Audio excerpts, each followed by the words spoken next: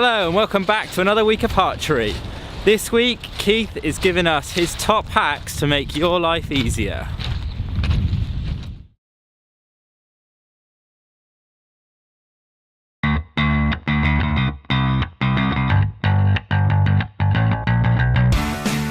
New entry into the charts this week, up 3, down 2, in at number 5 it's building your own grip up with milliput.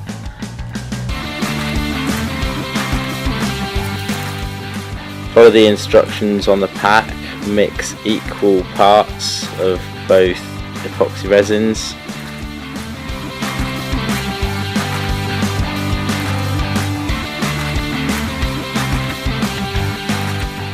Before applying the milliput, it's a good idea to clean the surface of the grip thoroughly with some rubbing alcohol. This helps it stick better.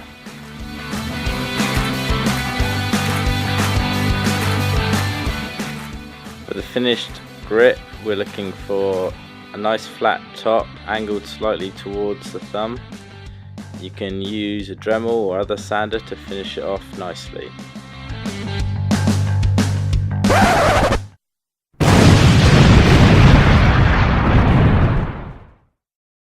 So a lot of the time packing up can be quite a lengthy process, especially if you've got to set up and then pack away as well. I've often found that I'd lose maybe up to half an hour, 35 minutes just with setting up a bow and packing a bow away alone. So if you're training a lot, just don't pack it away.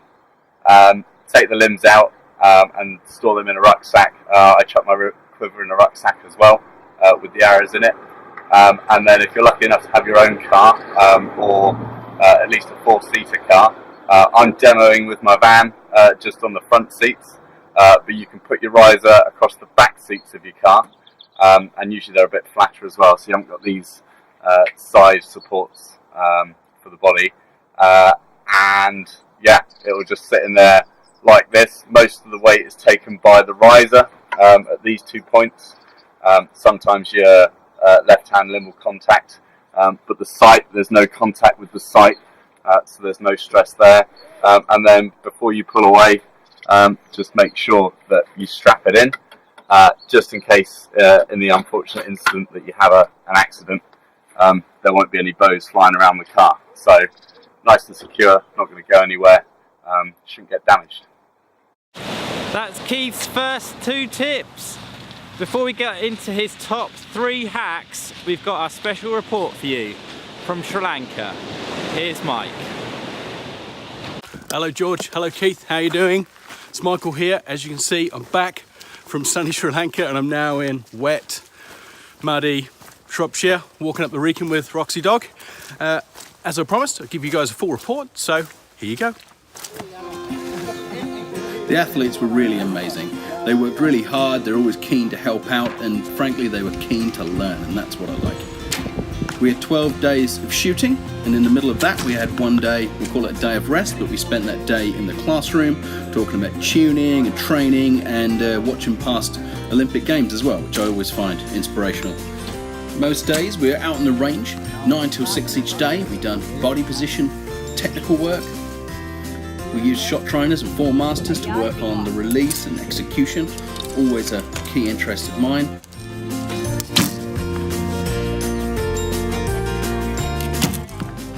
And each day, each athlete was given a priority for them to work on. So each day they had one thing to put their attention into, and then once that was mastered, we then moved on to the next thing. I'm really pleased by how much progress was made in the duration of the camp. I really think in the 12 days, a lot of people made a positive, big step forward, and I'm sure on this shooting line today there is some future champions. The location was simply fantastic. It is a beautiful country, and just off to the side we had a wonderful church. You can hear the bell ringing, and also on the side of the field we had bananas growing, we had coconuts. Really is a tropical paradise, and the beaches were just amazing.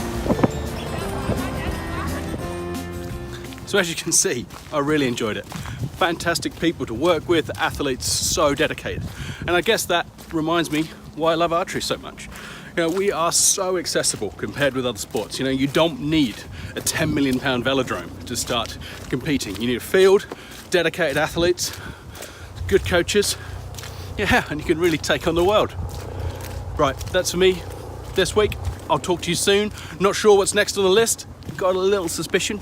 Maybe Serbia. Again, give you a full report soon. Take care, mates. Bye-bye.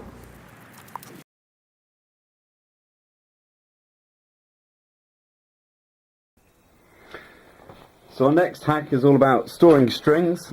It is possible to get things like a twist keeper from Flex, and this just clips onto the loops of your strings to stop your strings from losing twists.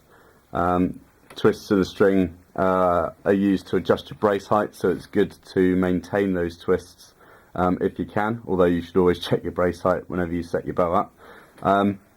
Sometimes companies use things like paper clips, and they're quite handy just to stop the twists from falling out your string as well. One way that I store my strings, which is possibly a little bit lazy, and I wouldn't sell it as like the most ideal, like you are better off keeping your strings in a tube so that they stay nice and clean. But I tend to just loop the loops over the end of my limb, and then just put the whole arrangement into my limb case, and then that usually keeps the twists in, but can sometimes dry the string out. I change my strings fairly regularly during the summer anyway, so I'm not too worried about them getting dried out. I usually shoot them out before they lose all the wax. And whilst we're on the topic of storing strings, this is just how I go about storing my spare strings. So I was lucky enough to have a dodgy laptop, had to change some of the electronics inside, so I managed to obtain this thin cardboard box, and inside it I keep some spare strings. That's one with a safety pin, so that's like another way of keeping the twists in, and that one was just a test, so I didn't really need to label that.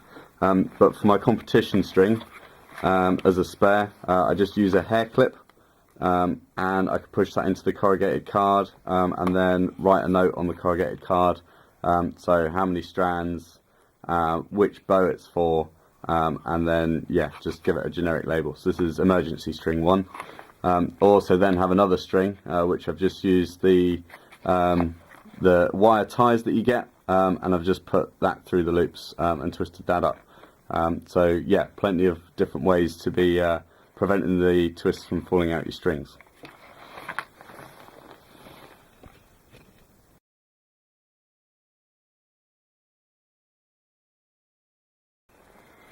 Okay guys, so this is probably one of the biggest hacks in archery ever. When you first start, you'll probably start out with a sling that looks something like this. It's a fixed length and it has these little rubber collars that you can use to tighten the sling upon your fingers, like so. But as I mentioned earlier, it's a fixed length, so this dimension in here might be too big, might be too small, and you might want to try something else. So the easiest way is to get yourself a piece of shoelace.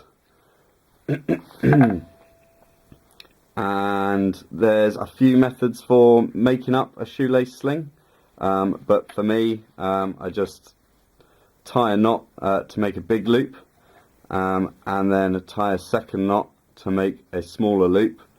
I then do that onto my thumb, and then around the bow, and then just loop that through onto my index finger. The reason I tie so many knots is because sometimes the knots will creep, so there'd have to be a knot here anyway to make it a loop, but by having a secondary knot, I can see whether this knot is creeping, and then hence readjust it to make sure it stays the same size. So that's for recurve. I also have a much smaller one for when I shoot compound, which I've basically made up in the same sort of way. So there's a primary knot there, so I can see if that's creeping. and then a secondary knot there, and you can see that that's a lot smaller. The grip on my compound bow is much smaller than my recurve, so yeah. And also a hack within a hack. Once you've got your shoelace sling, you can then store it upon the items that you use in your other hand. So for compound, it can just go back on your release aid, and for recurve, you can just store it on the finger spacer of your tab, like so.